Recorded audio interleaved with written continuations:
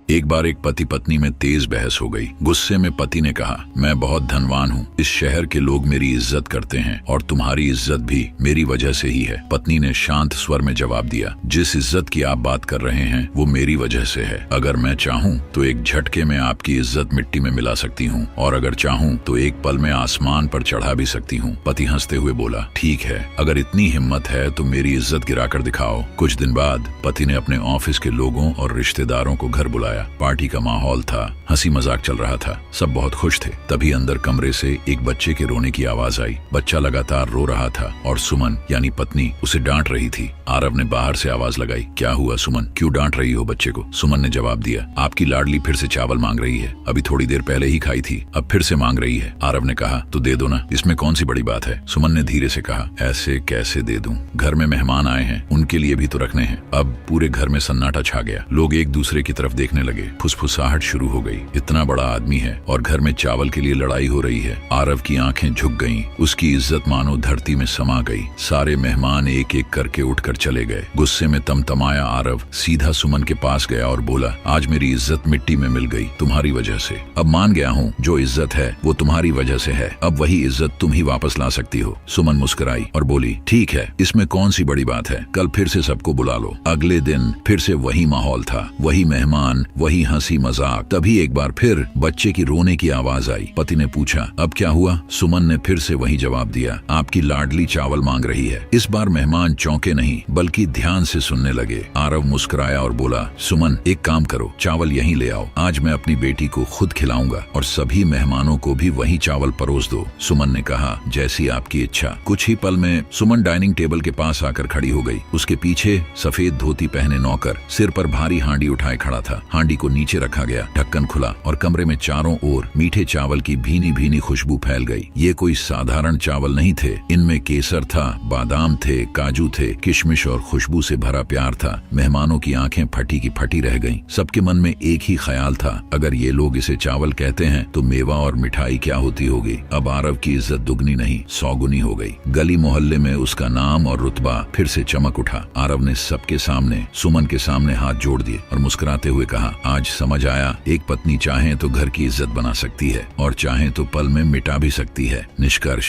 धन से नहीं, घर की असली इज्जत उस स्त्री से होती है जो उस घर को दिल से संभालती है। बोलो राधे राधे।